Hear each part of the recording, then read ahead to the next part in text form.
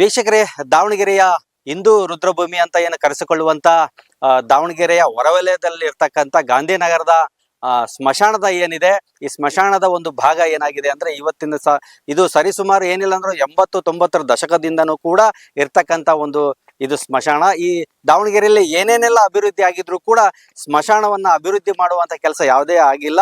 So ಮೊನ್ನೆ ಇಲ್ಲಿ ಶವ ಸಂಸ್ಕಾರಕ್ಕೆ ಬಂದಂತ ವ್ಯಕ್ತಿಗಳಿಗೂ ಕೂಡ ಮುಖ ತೊಳ್ಕೊಳ್ಳೋದಕ್ಕೆ ನೀರಿನ ತೊಂದರೆ ಕೂಡ ಆಗಿತ್ತು. ಅದಕ್ಕಾಗಿ ಅಧಿಕಾರಿಗಳಿಗೆಲ್ಲ ಫೋನ್ ಮಾಡ್ಬೇಕಾಯ್ತು, ಕಾರ್ಪೊರೇಟರ್ಗಳಿಗೆಲ್ಲ ಫೋನ್ ಮಾಡ್ಬೇಕಾಯ್ತು.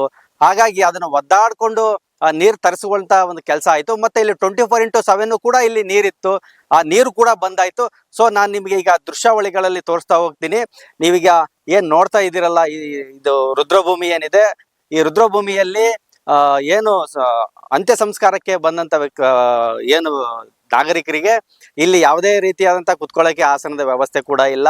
ಮತ್ತು ಕುಡಿಯೋ ನೀರು ಈಗ ಬಾಯಿ ಹರ್ಕೊಂಡು ಬಂದಿರ್ತಾರೆ ಶವ ಸಂಸ್ಕಾರಕ್ಕೆ, ತುಂಬಾ ದೂರಗಳಿಂದ ಎಲ್ಲ ಬಂದಿರ್ತಾರೆ, ಅವರಿಗೆ ಕುಡಿಯೋ ನೀರಿನ ವ್ಯವಸ್ಥೆ ಕೂಡ ಇಲ್ಲಿ ಇಲ್ಲ. ಹಾಗಾಗಿ ಇಲ್ಲಿ ಕೆಲಸ ಮಾಡುವಂತ ಏನ್ ಕಾರ್ಮಿಕರು ಏನಿದ್ದಾರೆ, ಈ ಒಂದು ರುದ್ರಭೂಮಿಯಲ್ಲಿ ಕೆಲಸ ಮಾಡುವಂತ ಕಾರ್ಮಿಕರು, ಗುಂಡಿ ತೆಗೆಯುವಂತರು, ಅವ್ರಿಗೂ ಕೂಡ ಯಾವುದೇ ಒಂದು ಪಾಲಿಕೆಯಿಂದ ಆಗಿರ್ಬೋದು ಅಥವಾ ಸರ್ಕಾರದಿಂದ ಆಗಿರ್ಬೋದು ಅವ್ರಿಗೆ ಯಾವುದೋ ಒಂದು ಜಾಬ್ ಅಂತ ತಗೊಂಡು ಅವರಿಗೆ ಸ್ಯಾಲ್ರಿ ಕೂಡ ಫಿಕ್ಸ್ ಮಾಡಿರೋದಿಲ್ಲ. ಸೊ ಅವ್ರು ಏನಪ್ಪಾ ಅಂದ್ರೆ ಇಲ್ಲಿ ಮಣ್ಣು ಮಾಡಕ್ಕೆ ಬಂದಿರ್ತಕ್ಕಂಥವ್ರು ಯಾರಾದ್ರೂ ಪುಡಿಗಾಸು ಚಿಲ್ಲರೆ ಕಾಸು ಕೊಟ್ಟಂತ ಒಂದು ಕಾಸಿನಲ್ಲೇ ಅವ್ರು ಜೀವನ ಮಾಡುವಂತ ಒಂದು ಕೆಲಸ ಇದೆ. ಸೊ ಹಾಗಾಗಿ ಇಲ್ಲಿ ಮಳೆಗಾಲ ಬಂತು ಅಂದ್ರೆ ಏನಂದ್ರೆ ಒಬ್ಬ ಮನುಷ್ಯ 6-7 ಅಡಿ ತನಕನೂ ಗಿಡಗಳು ಗಂಟೆಗಳು ಎಲ್ಲ ಬೆಳೆಯುವಂತ ಒಂದು ಸಾಧ್ಯತೆ ಇರ್ತಕ್ಕಂಥದ್ದು.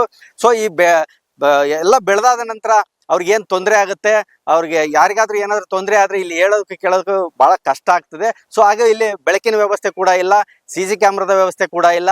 ಹಾಗೆ ಇಲ್ಲಿ ಏನ್ ಕಾಂಪೌಂಡಿಗೆ ಇದೆ, ಕಾಂಪೌಂಡಿಂದ ಒಳಗಡೆಯಿಂದ ಜಂಪ್ ಮಾಡಿ ಕೂಡ ಕೆಲವೊಬ್ರು ಹಿಂದ್ಗಡೆಯಿಂದ ಬರ್ತಾರೆ, ಅದು ಕೂಡ ಗೊತ್ತಾಗೋದಿಲ್ಲ. ಕಾಂಪೌಂಡಿಗೆ ಒಂದು ಬೇಲಿ, ತಂತಿ ಬೇಲಿಯನ್ನು ಹಾಕ್ಬೋದು, ಸೊ ಅದನ್ನು ಕೂಡ ಹಾಕಿಲ್ಲ.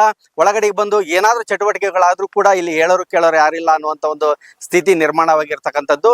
ಸೊ ಹಾಗಾಗಿ ಮುಂದಿನ ಒಂದು ಅಧಿಕಾರಿಗಳು ಕೂಡ ಈ ಒಂದು ದಾವಣಗೆರೆಯ ಹಿಂದೂ ರುದ್ರಭೂಮಿಗೆ ಬಂದು ಒಂದು ಸಾರಿ ಇಲ್ಲಿ ಗಮನ ಹರಿಸಿ ಅಭಿವೃದ್ಧಿ ಕೆಲಸಗಳು ಕುಂಠಿತ ಆಗಿದೆ, ಸೊ ಅದನ್ನ ಬಗೆಹರಿಸಬೇಕು ಅಂತೇಳಿ ನಾನು ಈ ಮೂಲಕ ಕೇಳ್ಕೊಳ್ತಾ ಇದ್ದೇನೆ.